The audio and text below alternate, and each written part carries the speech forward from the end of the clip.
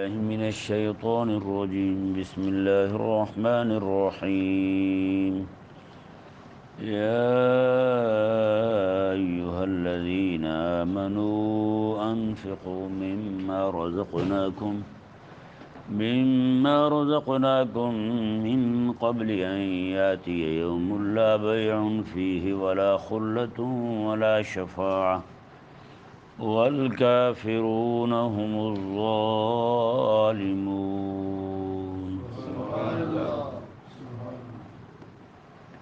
یہ ذہن میں رہے کہ پچھلے سے پچھلے رکوع میں یہ صفحہ نمبر 37 نکالیں، اس میں آیت نمبر 244 اور 245 یہ دو آیات کریمہ میں اللہ تبارک و تعالی نے دو حکم الگ الگ دیے۔ پہلا حکم جہاد کا تھا اور دوسرا حکم اللہ تبارک و تعالی نے جہاد کے لیے مال خرچ کرنے کا دیا۔ اور جہاد کے لیے مال خرچ کرنے کی جو اصطلاح قرآن کریم نے پہلی استعمال فرمائی وہ قرض حسن ہے۔ وہ کیا ہے؟ قرض حسن ہے۔ یہ قرض حسن جو ہے یہ جہاد کے لیے ہی ہے۔ نہیں سمجھ آیا مسئلہ؟ قرض حسن کس کے لیے ہے؟ جہاد کے لیے ہے، کیونکہ جہاد میں مال کی ضرورت ہوتی ہے۔ تو اللہ تبارک و تعالی نے جہاد کی آیت کے ساتھ قرض حسن یعنی جہاد کے لیے جس چیز کی ضرورت ہے اس کا مطالبہ فرمایا رب تعالی نے۔ اب آیت نمبر 244 جو ہے اس کی تائید میں اللہ تبارک و تعالی نے آیت نمبر 246 سے لے کر دوسرے پارے کے آخر تک اور اس کے آگے یعنی کہ یہ سارے کا سارا ایک ہی واقعہ حضرت طالوت کا واقعہ بیان کر کے رب تبارک و تعالی نے اس کی آیت جہاد کی تائید فرمائی۔ اللہ تعالی نے فرمایا کہ ایمان والا تم جہاد کرو اللہ کی راہ میں، تو پھر جہاد کا ایک واقعہ بیان کیا رب تبارک و تعالی نے بنی اسرائیل کا، حضرت طالوت کا، انہوں نے جالوت کو قتل کیا، حضرت داؤد علیہ السلام کے وہ ان کے جماعت کے سپاہی تھے ان کے لشکر کے۔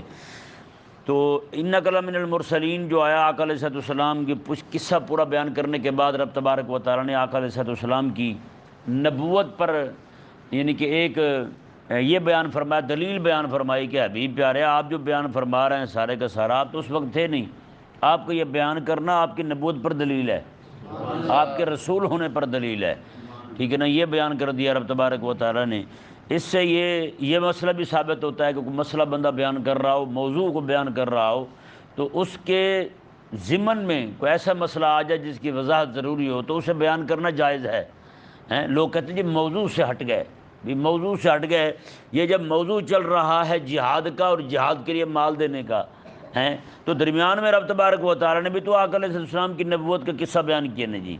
آقا علیہ السلام کی نبوت کی جب پختہ کرنے کی بات جب آئی، اس کو دلیل سے ثابت کرنے کی بات ہے، تو رب تبارک و تعالی نے فرمایا کہ یہاں بات بنتی ہے میرے نبی کی عزت کی، میرے نبی کی رسالت کی، تو وہ بات کروں گا میں۔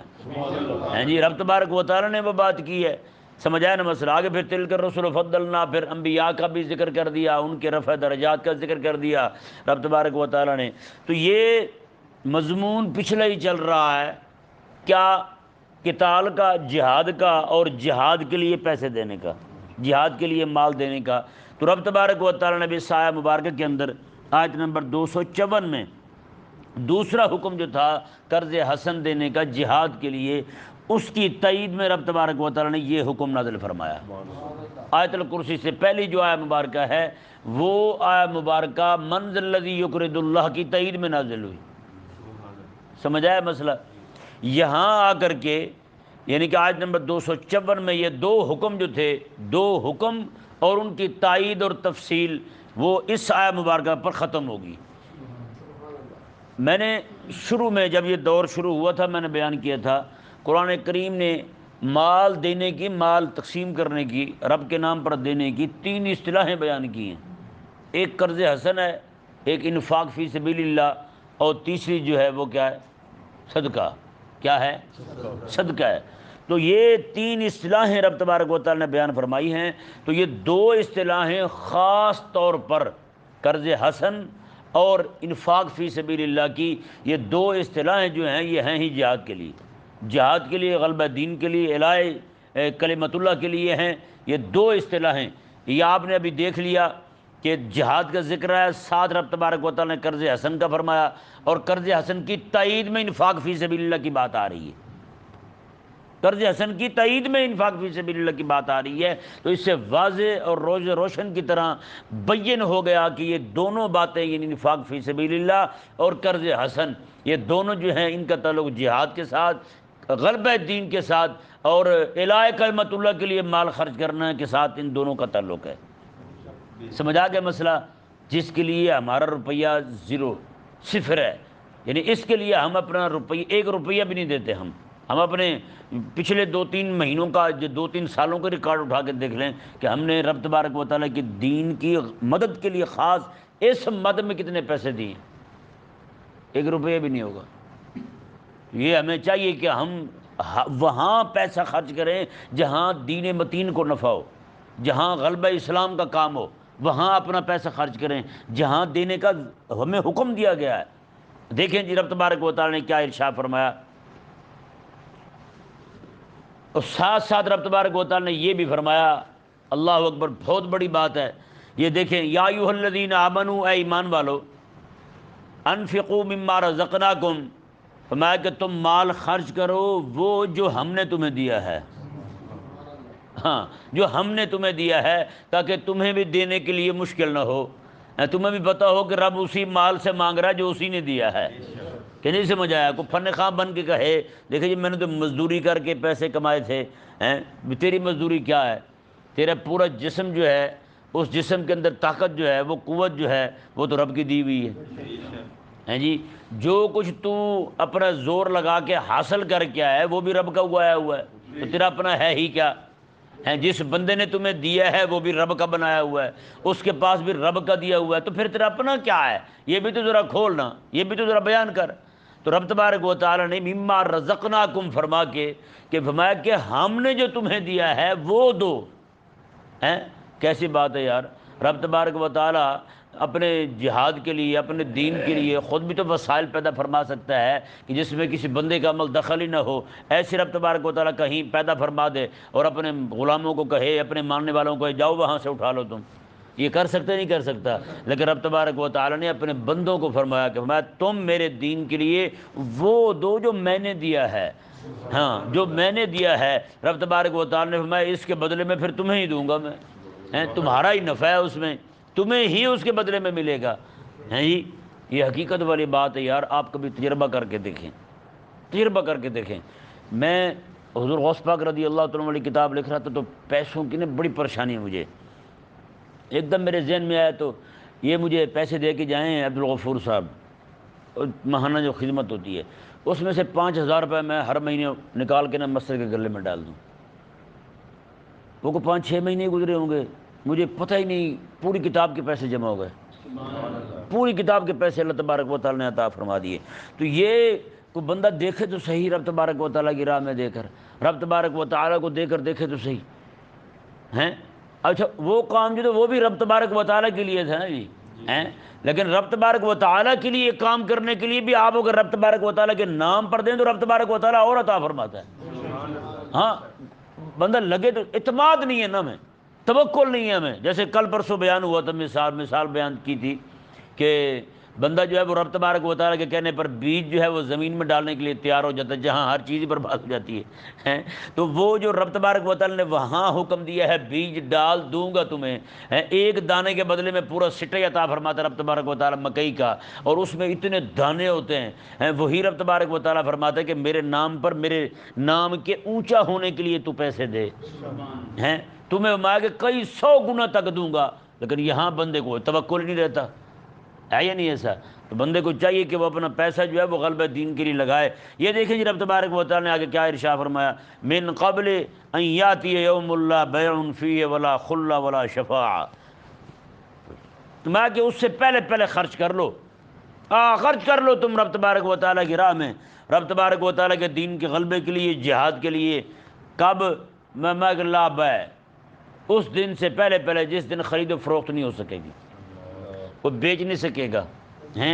یہاں کیا ہوتا ہے، یہاں کچھ لوگ جو ہیں وہ گندم کا موسم آئے کو گندم کاشت کر لیتے ہیں اپنی، تو وہ اپنے گھر کے اندر جناب سٹاک کر کے رکھ لیتے ہیں، تو کئی وہ ہوتے ہیں جن کے پاس پیسہ ہوتا ہے تو وہ کہتے ہیں نہیں جی بعد میں خرید لیں گے، تو یہاں خریدنے کا عمل چلتا ہے، خریدنے کا عمل چلتا ہے تو مطلب پریشانی نہیں ہے، بعد میں خرید لیں گے نہیں۔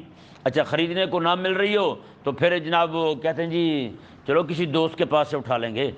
بہت ساری چیزیں جو ہوتی ہیں وہ اپنے دوستوں کے پاس سے اٹھا لی جاتی ہیں، ضرورت کی چیزیں جو اپنے گھر کے اندر موجود نہ ہوں، جو بندہ نہ خرید سکے، وہ اپنے دوستوں کے پاس سے اٹھا لیتا ہے، یار ہمیں اتنا چاہیے آپ دے دیں ہمیں، تو وہ دے دیتے ہیں۔ یعنی اس سے ثابت ہوا یہاں پہ خرید و فروخت بھی کام آ جاتی ہے، اور یہاں پہ وہ یاری بھی یا کام آ جاتی ہے، دوستی بھی کام آ جاتی ہے، کہ وہ دوست سے اٹھا لیا، دوست سے پکڑ لیا۔ تو رب تبارک و تعالیٰ نے ارشاد فرمایا قیامت والے دن کوئی بندہ کسی سے نیکی بھی نہیں خرید سکے گا، نیکی کی خرید و فروخت نہیں ہوگی، وہاں ایمان کی خرید و فروخت نہیں ہوگی۔ یہاں تم ایمان بیچ لیتے ہو، وہاں نہیں بکے گا، یا وہاں قیامت والے دن بندہ کھڑا ہو کہ یار مجھے ایمان تھوڑا سا دے دو، ہیں میں تمہیں بدلے میں کیا دیتا ہوں، تیرے پاس پہننے کو کپڑے نہیں ہیں قیامت والے دن، تو دے گا کیا کسی پتہ ہے؟ جس کے پاس پہننے کو کپڑے ہی نہ ہوں وہ کسی کو کیا دے گا قیامت والے دن؟ تو یہ انتہائی اہم مسئلہ رب تبارک و تعالی نے بیان فرمایا، میں کہ لا بیع فی ولا خلا، میں اس دن نہ تو خرید و فروخت کام دے گی اور نہ ہی کوئی دوستی کام دے گی، کوئی دوستی کام نہیں دے گی۔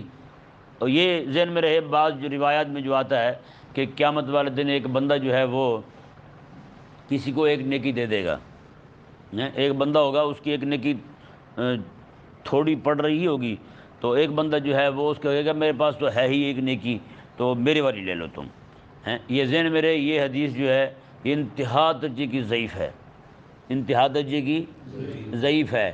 قیامت والے دن کوئی بھی تیار نہیں ہوگا کسی کو دینے کے لیے۔ اگر یہ مان بھی لیا جائے یہ روایت، اس روایت کو کہ اس میں ذوف والی بات نہیں ہے، تو پھر بھی یہ کوئی قاعدہ تھوڑی ہے۔ یہاں تو قاعدہ ہیں، اجاز صاحب مجبور ہیں جو بھی بندہ پیسے لے کے جائے اسے سودا دینے کے، کہ نہیں ہے یہ نہیں؟ اور یہ ہر بندے کو مفت تو نہیں دیتے کوئی چیز، کہ نہیں؟ کسی کو دے دے تو یہ فضل ہے، اور پیسوں سے دیں تو یہ عدل ہے، کہ نہیں سمجھ پڑا مسئلہ؟ تو اسی طرح کر کے جیسے وہ بخاری شریف میں حدیث پاک ہے، ایک بندہ نے 99 قتل کیے تھے، ہیں وہ ایک سکے ترڑ مولوی کے پاس گیا، اس نے اس سے پوچھا جی بتائیں میں نے 99 قتل کیے، اب دل میں خوف پیدا ہوا ہے کہ توبہ کر لوں، تو مولوی صاحب نے کہا کہ توبہ توبہ توبہ توبہ، تیری تو توبہ قبول نہیں ہو سکتی، 99 قتل کیے ہیں تو نے، تیری تو کوئی توبہ نہیں ہے۔ اس نے کیا کیا جی، اس نے اسے بھی ٹپکا دیا، اس نے کہا چل سنچری ٹھوکو، اس نے پورے 100 کر دیے، اس نے اسے بھی مار دیا۔ اب مزید اسے پریشانی بڑھی، پہلے 99 تھے اب 100 ہو گئے، اب کیا کروں؟ اب وہ گیا ایک اللہ والے کے پاس، اس کے پاس گیا تو وہ کوئی ایسا عالم تھا جو رب تبارک و تعالیٰ کی بخشش پر صحیح عقیدے والا بندہ تھا، اس نے بیان کیا، اس نے کہا کہ ایسا ایسا مسئلہ ہوا، میں 100 بندے قتل کر آیا ہوں، اب میں کیا کروں؟ تو اس نے کہا کہ دیکھا کہ بندے کے اندر ندامت پیدا ہو گئی ہے، توبہ کر چکا ہے، فرمایا کہ ابھی نا آپ فلاں علاقے میں چلے جائیں، وہاں نیک لوگ رہتے ہیں، وہاں بیٹھ کے آپ نا ان کے ساتھ اب اپنی بقیہ زندگی جو ہے وہ اللہ اللہ کرتے ہوئے گزاریں، بقیہ زندگی جو ہے وہ نیکی میں گزاریں، وہیں چلے جائیں۔ اب وہ بندہ جو ہے وہاں سے روانہ ہو رہا ہے تو راستے میں فوت، وہ قصہ بیان کرنا مقصد نہیں ہے، اب اس بات کو لے کر کے لوگ کہتے ہیں دیکھیں جی وہ 100 والا قتل ہو گیا، 100 قتل کرنے والا بندہ بخشا گیا، تو پھر مطلب یہ ہے تو پھر ہمیں بھی کرنا چاہیے کچھ نہ کچھ، معافی ہے مطلب ہے نہیں بھائی نہیں، وہ ایک فضل ہے، عدل اور چیز ہوتی ہے، فضل اور چیز ہوتا ہے، کہ نہیں سمجھ آیا؟ ہاں عدل اور چیز ہے، فضل اور چیز ہے، مالک عطا فرما دے تو یہ اس کا فضل ہے، تو باقی قانون جو ہے وہ میزان رکھا کس لیے؟ پھر وہاں ترازو کا جو عمل ہے، جو عقیدہ ہے ہمارا، قیامت والے دن وہ میدان معاشر میں، عرصہ معاشر میں ترازو رکھا جائے گا، لوگوں کی نیکیاں وہاں تولی جائیں گی، گناہ ان کے وہاں ان کا وزن کیا جائے گا، تو پھر وہ کس لیے ہے بھلا بتائیں بھائی؟ اگر ہے ہی ہر بندہ 100 والا ہی بخشا جائے، 100 کا قاتل، پھر تو پاکستان میں زرداری صاحب بھی بخشے جائیں گے، پھر یہ دوسرے پھرتے ہیں سارے گنجے منجے وہی بخشے جائیں گے، کیونکہ انہوں نے تو پھر زیادہ قتل کیے ہوئے ہیں، ہمارے جیسے غریب تو پھر پکڑے جائیں گے جنہوں نے مکھی بھی نہیں ماری، کہ نہیں؟ تو بھائی یہ نہیں ہے بات، ایک عدل ہے ایک فضل ہے، فضل والی بات کو لے کر کے آپ عدل کو کیسے جناب ایک یکدم یکسر جناب اس پہ قلم پھیر سکتے ہیں کہ نہیں جی ایسی بات ہی نہیں ہے، قیامت والے دن کچھ بھی نہیں پوچھا جائے گا؟ بھائی نہیں نہیں نہیں۔ تو اسی طرح کر کے یہ جو روایت ہے کہ قیامت والے دن ایک نیکی دے کے بندہ جو ہے نا وہ پھر رب تعالیٰ کی بارگاہ میں جائے گا، وہ جا کے کہے گا یا اللہ میں ایک نیکی لے آیا ہوں، ایک نیکی لے آیا ہوں۔ رب تعالیٰ فرمائے گا تجھے نیکی کس نے دے دی ہے؟ وہ کہے گا فلاں بندے نے دی ہے، اس کے پاس تھی ہی ایک نیکی۔ تو اللہ تعالیٰ فرمائے گا تم دونوں جنت چلے جاؤ۔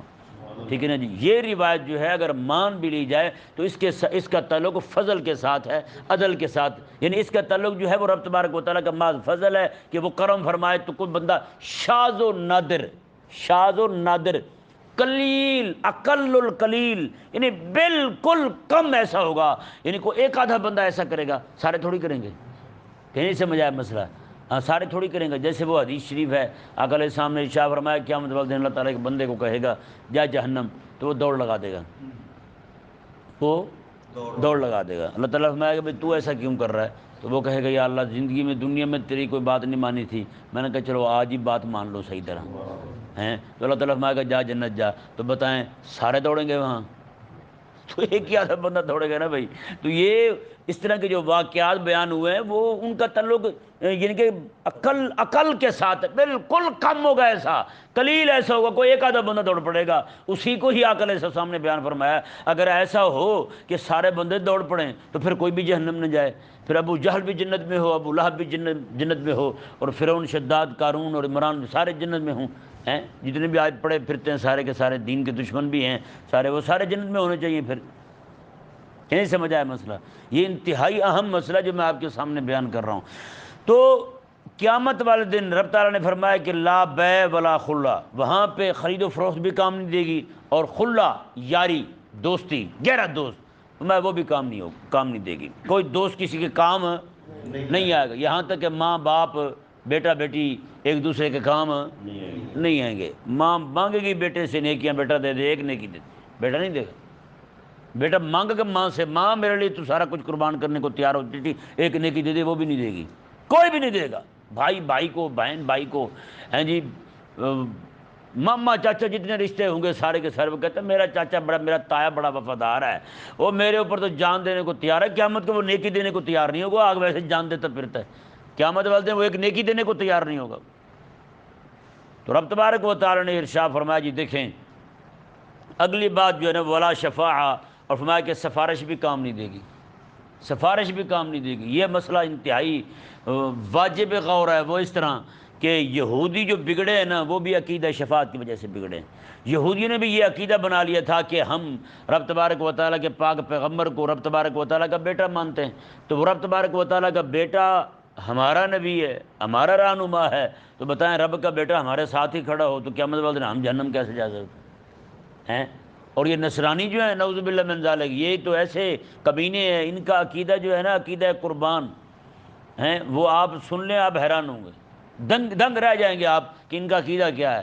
وہ یہ کہتے ہیں کہ اللہ تبارک و تعالیٰ نے حضرت جتنے بھی گناہ تھے نا عیسائیوں کے، نصرانیوں کے، آج جتنے بھی بغیرتیاں کر رہے ہیں، وہ کہتے ہیں سارے کے سارے گناہ کی سزا جو ہے رب تعالیٰ نے حضرت عیسیٰ علیہ السلام کو دے دی ہے۔ وہ جو سولی پہ لٹکائے گئے تھے وہ ساری سزا حضرت عیسیٰ علیہ السلام نے اپنے اوپر لے لی ہے، تو وہ یعنی کہ ہم سارے بچ کے گئے ہیں۔ اچھا کہتے ہیں پھر بھی کوئی گناہ شناہ ہو جائے، کوئی تھوڑا بہت جو گناہ ہو جاتا ہے، وہ پھر پادریوں کو پیسے دیتے ہیں، تو پادری ڈگری لکھ دیتے ہیں، سند لکھ دیتے ہیں، لے بھی آپ کے کھاتے سارے کلیئر ہو چکے ہیں۔ بتائیں بھائی حساب رب نے لینا ہے اور سندیں تم جاری کر رہے ہو، ہیں تم کون ہوتے ہو؟ تو یہی عقیدہ جو ہے یہ اس نے ان کا بیڑا غرق کیا، اور یہی انہوں نے عقیدہ بنا لیا کہ ہم جناب اب کیونکہ ہمارے سارے گناہوں کی سزا حضرت عیسیٰ علیہ السلام نے پا لی ہے تو پھر ہم جو ہے وہ بخشے جائیں گے قیامت والے دن، کیونکہ یہی چیز جو ہے انہیں تباہ کر گئی۔ آج جتنے بھی ننگے ہوئے پڑے ہیں، بے حیا ہوئے پڑے ہیں، کمینے ہوئے پڑے ہیں، وہ اسی چیز کی وجہ سے وہ کہتے ہیں کہ عیسیٰ علیہ السلام ہماری جگہ کفایت کر جائیں گے، ہم عیسیٰ علیہ السلام کو سامنے کریں گے، یا اللہ ہمارے نبی لٹکائے گئے تھے، ہیں ان کو سولی پہ چڑھایا گیا تھا، تو لہذا ہم سے کون سی پوچھ گچھ ہوگی، ہم سے کوئی پوچھ گچھ نہیں۔ اور نعوذ باللہ من ذالک یہی عقیدہ مکے کے مشرکوں کا تھا، وہ بھی یہی کہتے تھے، انہوں نے کہا تھا عندنا الی اللہ زلفیٰ ما نعبدہم الا لیقربونا الی اللہ زلفیٰ، انہوں نے کہا کہ ہم بتوں کی پوجا اس لیے کرتے ہیں، یہ ہمیں اپنے رب کے قریب کر رہے ہیں، ہمیں یہ رب کے قریب کر رہے ہیں۔ وہ کہتے تھے کہ پہلے تو قیامت آنی نہیں، اگر آ بھی گئی، لو کمال نہیں کرتے آپ، اگر قیامت آ بھی گئی تو پھر یہ بت ہمیں بخشوا لیں گے۔ یہ عقیدہ شفاعت ان کی یہ ذہن میں رہے۔ یہ اسی عقیدے کی وجہ سے یہودی بگڑے، اسی عقیدے کی وجہ سے نصرانی بگڑے، اسی عقیدے کی وجہ سے وہ جناب مکے کے مشرک بگڑے، اور یہی عقیدہ جو ہے یہ ہمارے بہت سارے لوگوں کو بد عمل اور بے غیرت کر گیا ہے۔ میں حقیقت کہہ رہا ہوں، یعنی کہ دیکھیں، میں آپ کو صحیح اس عقیدے کے متعلق صحیح منہج جو ہے وہ بھی بیان کرتا ہوں، اور ہمارے لوگوں کا رویہ جو ہے یہ عقیدہ سن کے وہ بھی بیان کرتا ہوں۔ کریم آقا صلی اللہ علیہ وآلہ وسلم کے صحابہ کرام علیہ مردوان، یار حضرت ابوبکر صدیق رضی اللہ تعالی عنہ کے متعلق رب کا قرآن فرماتا ہے وَسَيُجَنَّبُهَا الْأَتْقَى، میں جہنم سے سب سے بڑا متقی بچ جائے گا۔ کون ہے سب سے بڑا متقی؟ وہ حضرت ابوبکر صدیق ہے، وہ حضرت ابوبکر صدیق ہیں، سب سے بڑے اتقا، سب سے بڑا پرہیزگار حضرت ابوبکر صدیق ہیں۔ یہ وہ ابوبکر ہیں جن کو آقا علیہ السلام نے فرمایا تھا میں کہ ابوبکر فی الجنہ، جنت جب تقسیم کرنے لگے حضور تو سب سے پہلے جس بندے کا نام میرے لجپال نبی علیہ السلام کی زبان پر آیا وہ حضرت ابوبکر صدیق کا نام تھا۔ فرمایا کہ ابوبکر فی الجنہ، عمر فی الجنہ، عثمان فی الجنہ، علی فی الجنہ، یہ 4 بندے 10 بندوں میں سے جن 4 بندوں کے پہلے نام لیا آقا علیہ السلام نے، آپ صرف ان کی زندگی کو آپ دیکھ لیں۔ یہ وہ لوگ ہیں جو بدر میں جانے والے ہیں، یہ باقی آقا علیہ السلام کے صحابہ کرام علیہ مردوان بھی بدر میں جب جاتے ہیں تو بدر میں واپس آئے، رب تبارک و تعالی نے قرآن میں فرما دیا، اور حبیب کریم علیہ السلام نے بخاری شریف میں حدیث پاک ہے، رب تبارک و تعالی نے میں حبیب پر یہ تیرے غلام جو بھی کرتے رہے سارا کچھ میں نے معاف کر دیا ہے۔ بتائیں بھائی، یہ سارا کچھ سننے کے بعد کریم آقا علیہ السلام بتائیں یار، حضور خود فرمایا ابوبکر تو جنتی ہے۔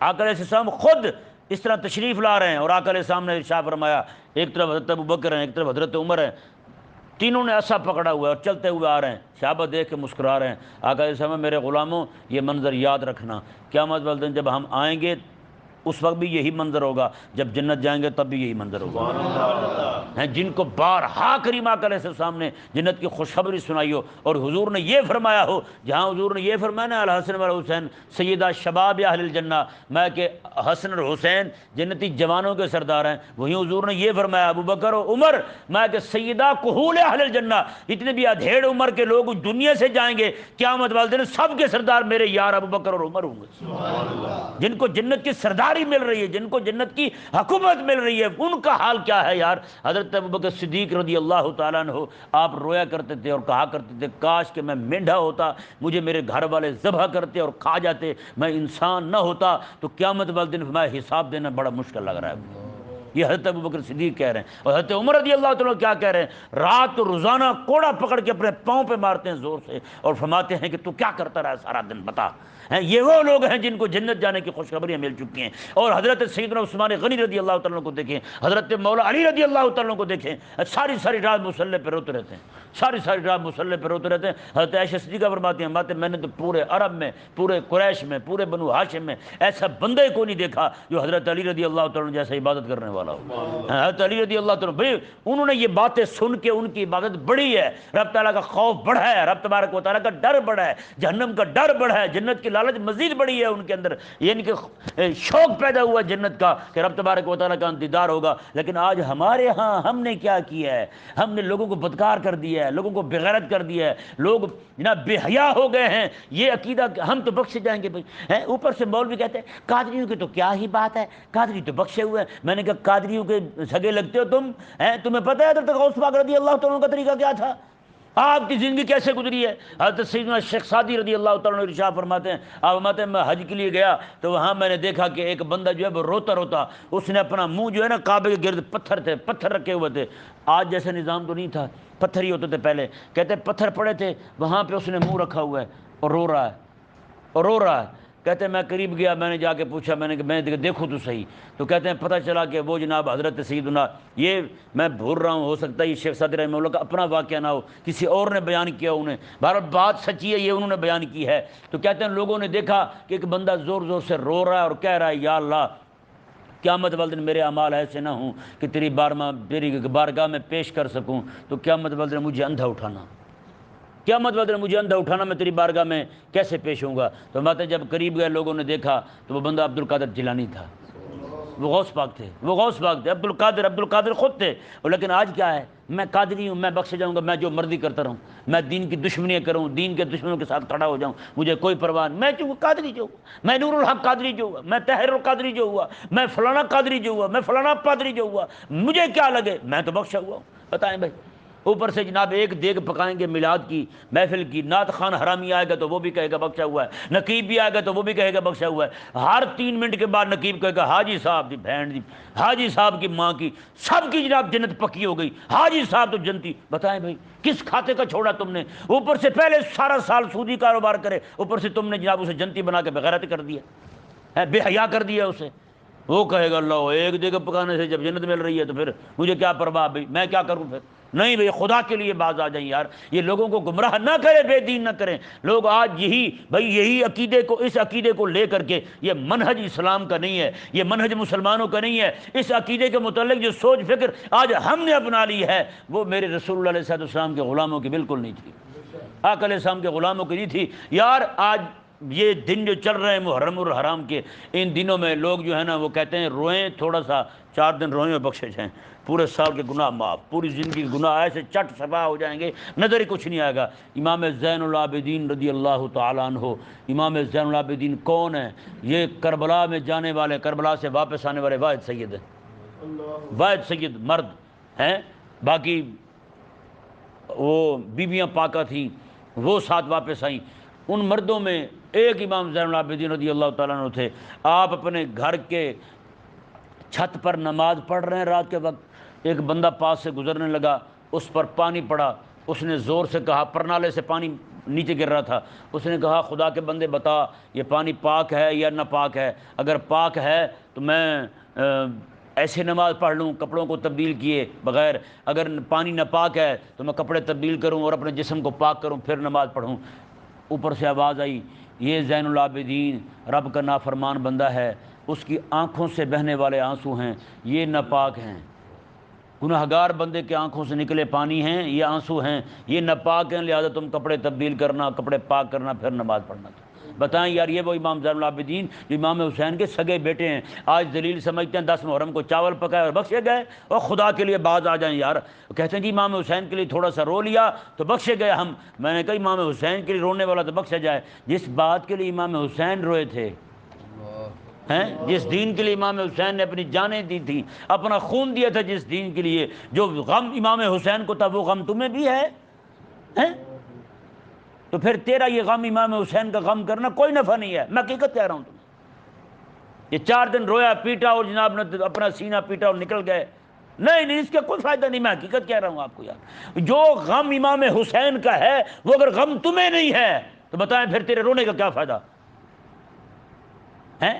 کوئی بندہ جو ہے کسی کے غم کا مداوع نہ کرے، بتائیں بھائی، کسی کے غم کا مداوع نہ کرے اور ایسے بیٹھا منہ کے شوشے چھوڑی جائے، روتا رہے اس کے لیے، بندہ کر سکتا ہے کچھ پھر بھی نہ کرے اور کہے جی مجھے تو بڑا دکھ ہے جی امام حسین کا۔ امام حسین کہیں جب تجھے میرا دکھ تجھے دکھ نہیں لگا، جو دکھ مجھے تھا، جس دکھ نے مجھے مدینہ چھڑوایا، جس دکھ نے مجھے مکہ چھڑوایا، جس دکھ نے مجھے رسول اللہ علیہ السلام کا مزار چھڑوایا، جس دکھ نے مجھے رب تبارک و تعالیٰ گھر کعبۃ اللہ چھڑوایا، جس دکھ نے مجھے میرے رشتہ دار چھڑوایا، تعلق والے چھڑوائے، سارا کچھ چھوڑ کے میں کربلا میں آیا، جس دکھ کے لیے میں نے اپنے چھوٹا بیٹا علی اصغر قربان کیا، بڑا بیٹا علی اکبر قربان کیا، میں نے اپنے بھائی قربان کیے، اپنے بھتیجے قربان کیے، اپنے بھانجے قربان کیے، اپنا کنبا قربان کیا، اپنے چاہنے والے قربان کیے، سارا کچھ قربان کر دیا۔ ایک بیمار بیٹا جو خیمے میں پڑا تھا وہی چھوڑا ہے جی، وہ بھی بیمار نہ ہوتا تو ہو سکتا ہے وہ بھی رب تعالیٰ کے نام پہ قربان کر دیتے۔ تو بتائیں جو دکھ امام حسین کا تھا اسی دکھ میں امام حسین نے سارا کچھ قربان کر دیا، تو نے کیا کیا ہے؟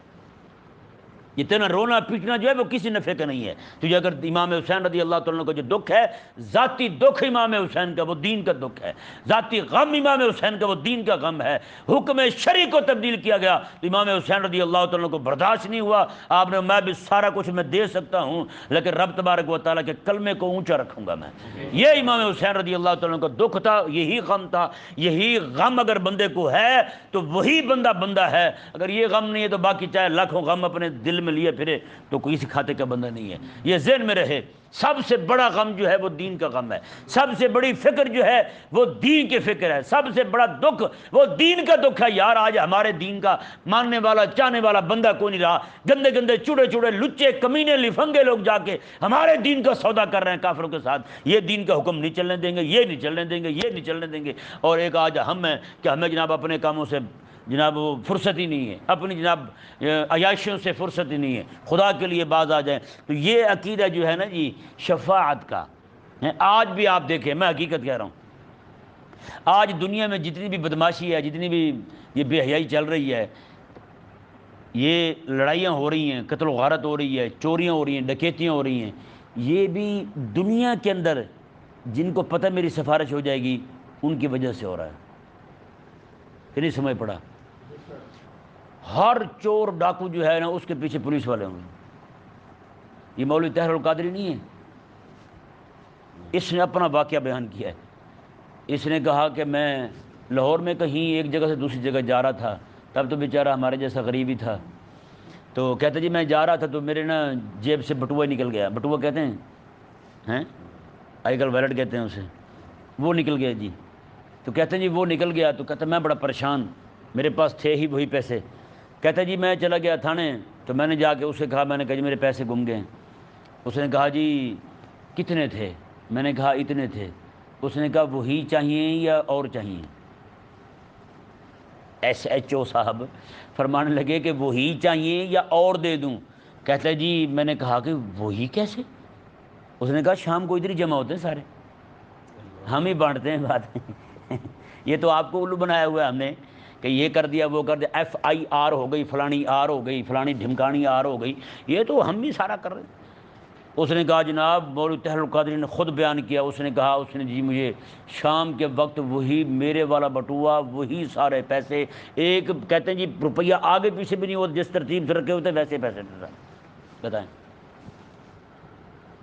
تو بتائیں جس بندے کو پتہ ہے کہ علاقے کا ایس ایچ او میرے ساتھ ہے، میں شام کو بخشا جاؤں گا، اگر پکڑا بھی گیا، کسی نے پکڑ بھی لیا تو ظاہری بات ہے اسی تھانے میں لے جائے گا نا، یہاں سے پکڑ کے ملتان تھوڑا لے جاتا ہے، ملتان لے بھی گیا تو انہوں نے جوتے مارنے، اس نے کہا نہیں جی ہمارا بندہ نہیں ہے، جن کا ہے ان کے پاس لے جاؤ، جب ان کے پاس آئے گا تو شام کو بخشا جائے گا، سارے گناہ معاف اس کے، کہ نہیں؟ ان کے سامنے پکڑ کے دو چار گالیاں بھی دے دیں گے، ایک آدھا بجا بھی مار دیں گے اس کے منہ پر، اب بغیرتا اب شرما، تو اسے ڈھک دیں گے اندر، وہ جیسے جائے گا پیچھے چل نکل ڈیوٹی شروع کر سویرے، ہوتا نہیں ہوتا ایسے۔ اب کئی سارے بندے جو ہیں ان کی کمر پشت پر شہباز شریف کا ہاتھ ہے، جتنا بڑا ہاتھ ہوگا اتنے جرم زیادہ ہوں گے۔ عزیر بلوچ کے قصہ آپ نے سنے ہیں، اس کے پیچھے حضرت اقدس زرداری صاحب کا ہاتھ تھا۔ زرداری صاحب نے پتہ نہیں سینکڑوں بندے قتل کیے تھے اس نے، ہزاروں بندے قتل کیے تھے اس نے۔ ایم کیو ایم والا بڑا ڈاکو بدماش جو ہے وہ خنزیر کے منہ والا، اس نے کتنے بندے قتل کروائے، ہزاروں بندے۔ یہ بوری والا سسٹم اس نے نکالا تھا، بندہ صبح کو کام پہ جاتا تھا اور شام کے وقت اس کا جسم جو ہے وہ اس کے ناخن جناب پلاس کے ساتھ کھینچے ہوئے، اس کی آنکھیں نکلی ہوئی، کان کٹا ہوا، ناک اس کی کٹی ہوئی جناب، اس کا پورا جسم ایسے گوشت بنا ہوا، قیمہ بنا ہوا بوری سے نکل کرتا تھا۔ بتائیں یہ کس نے دی ہے؟ یہ جو لوگ آگے کر رہے تھے انہیں پتہ تھا ہمارے پیچھے ہاتھ ہے۔ تو یہ عقیدہ شفاعت جو ہے، یہ سفارش ہمارے دنیا میں کوئی معاملے میں، اسی وجہ سے ساری خرابی ہے بھائی، اسی وجہ سے ساری بدماشی ہے۔ آپ دیکھ لیں پیچھے جو یہ سارے کھڑے، یہ سارے گینگ ہیں۔ ایک آج ہمیں سمجھ نہیں آتی، کئی بندے کہتے ہیں جی مسئلہ ہو گیا ہے پولیس کے پاس جائیں، کیا وہ کہتے ہیں چوری ہو گئی پولیس کے پاس جائیں، تو میں انہوں نے آپ کی طے، تو کیوں تکلیف کر رہا ہے؟ تو کیوں تکلیف کر رہا ہے؟ تجھے کبھی نہیں ملنا۔ ایک لڑکا کہنے لگا میرا موبائل ایک بندہ ہی لے گیا اس کے کھو کے، وہ کہنے لگا جی موبائل میرا لے گیا بندہ، میں نے کہا پھر کیا کرو گے؟ کہتا پولیس والوں کے پاس جا رہا ہوں۔ میں کہا یار نہیں ملنا ہی نہیں ملنا۔ ہمارے لڑکے اپنے یہاں پہ آئے ہیں، وہ پکڑے گئے تھے فیض آباد میں، ابھی آخری جو دھرنا ہوا بابا جی کے آخری عمر میں، وہاں جو دھرنا ہوا وہ کہتے ہیں جی پولیس والوں نے سب کے موبائل لے لیے اور کسی کو بھی نہیں دیا، کسی کو بھی نہیں دیا۔ تو کہتے جی بڑی پریشانی ہوئی, پولیس والے لے گئے. اور میں کہا جو باہر میں اچانک لیتے ہیں نا وہ بھی وہی لیتے ہیں.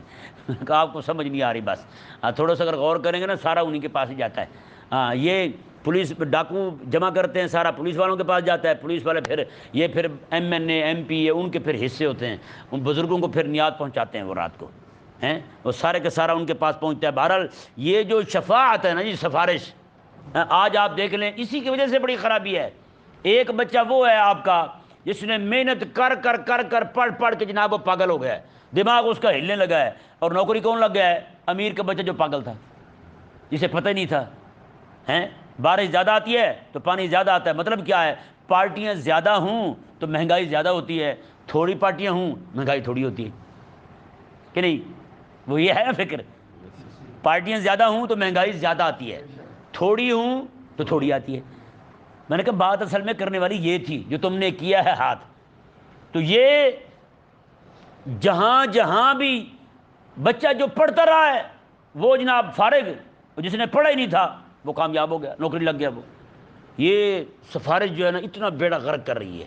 اگر کسی کا یہ نظریہ بن جائے قیامت والے دن تو یہ ذہن میں رہے بھائی, میں یہ بات کلیئر کرنا چاہتا ہوں آپ کے سامنے. شفاعت جو ہے نا یہ رب تعالیٰ کے اختیار میں ہے. اللہ تعالیٰ نے خود قرآن پاک میں ارشاد, یہ بلکہ یہی دیکھیں یہ آیت مبارکہ جو ہے, من ذا الذی یشفع عندہ الا باذنہ, میں قیامت والے دن کوئی بھی شفاعت نہیں کر سکے کہ مگر وہی جسے رب اجازت دے, اور کسی کے لیے بھی شفاعت نہیں ہو سکے گی مگر اسی کے لیے جس کے لیے رب اجازت دے. تو اسے ثابت کیا ہوا؟ کافر کی شفاعت نہیں ہوگی. اور بہت سارے لوگ جو ہیں ان کی شفاعت تب تک حضور بھی نہیں فرمائیں گے جب تک جہنم سے مرمت نہ کروا لیں. کہ نہیں سمجھ آیا مسئلہ؟ تو پھر بھئی اس بات پہ اتنا اترا کے, اتنا بدماش بن کے, اتنا کنفرم بندوں کو جنتی کہنا ہیں, کسی کو پکا جنتی جناب ڈکلیئر قرار دے دینا, جناب یہ تو پکا ہی جنتی ہے بس جی, خدا کے لیے یہ عقیدہ ہمارا نہیں ہے. ہاں ہمارا عقیدہ یہ نہیں ہے. حضرت سیدنا نوح علیہ السلام آپ اتنا روئے کہ آپ حضرت نوح علیہ السلام سر سجدے میں رکھ کے اتنا روتے رہے, نیچے گھاس کا بیج پڑا تھا, آپ کے آنسوؤں سے وہ بیج اگایا, آپ کے آنسوؤں سے بیج اگایا, اس گھاس نے آپ کے سر کو لپیٹ لیا اس طرح کر کے.